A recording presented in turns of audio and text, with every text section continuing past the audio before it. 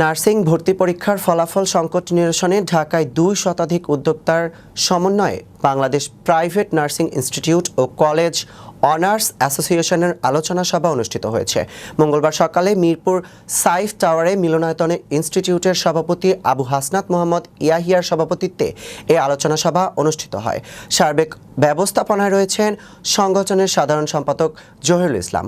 সভায় সারা দেশ থেকে ২ শতাধিক নার্সিং ইনস্টিটিউটের চেয়ারম্যান, পরিচালক ও উদ্যোক্তারা অংশগ্রহণ করেন। সভাপতি বলেন, বর্তমান ভর্তি পরীক্ষার ফলাফলের ভিত্তিতে দেশের অধিকাংশ ইনস্টিটিউট শিক্ষার্থীরা না পাওয়া চরম সংকটে পড়েছে। এভাবে চলতে থাকলে অনেক ইনস্টিটিউট বন্ধ হয়ে যাবে, ফলে নার্স উৎপাদন কমে যাবে এবং জাতীয় স্বাস্থ্য খাত ক্ষতিগ্রস্ত হবে। সারা বাংলাদেশে বিভিন্ন শোষণ, দুর্নীতি নিষ্পেষণের বিরুদ্ধে এখন সেইখানে সংস্কার চলছে। আমাদেরও এগুলো সংস্কার হওয়া দরকার। আমাদের কণ্ঠগুলো এক হওয়া দরকার।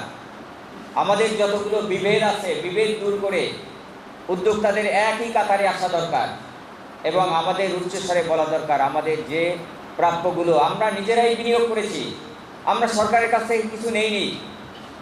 আমরা এখানে যারা রয়েছে প্রতিটি মানুষ তার সোসাইটিতে সে শ্রেষ্ঠ ব্যক্তি, তার এলাকায় সে সবথেকে গ্রহণযোগ্য ব্যক্তি, তার এলাকার সে জনপ্রতিনিধি অথবা এলাকার নেতা, জনগণের নেতা।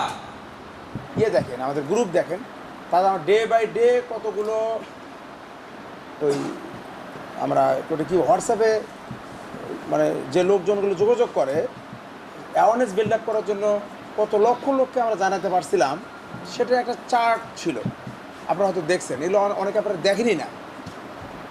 এগুলোকে এটা কোথায় নেব জানি না। বিষয়টা হচ্ছে এবার যা হলো, যেটুকু আমরা উতরাইতে পারলাম, নেক্সট ইয়ারে কি আমরা এভাবে গাছ হারা দিয়ে বসে থাকবো? কারণ একা কাজ করা যায় না। এবার কিন্তু আমরা কাজ করতে পারছি, অল্প একটু কাজ করছি, একা কাজ করা যায় না। সবার শক্তিটা বড় শক্তি। আমরা যেমন অন্য বারে কী করতাম, যে লোকালি কে কী করবে, কি আয়োজন হবে, অ্যাপ্লিকেন্ট বাড়ানোর জন্য এগুলো কাজগুলো করতাম। প্রত্যেকটা বিভাগ থেকে আমরা কাজগুলো করছি।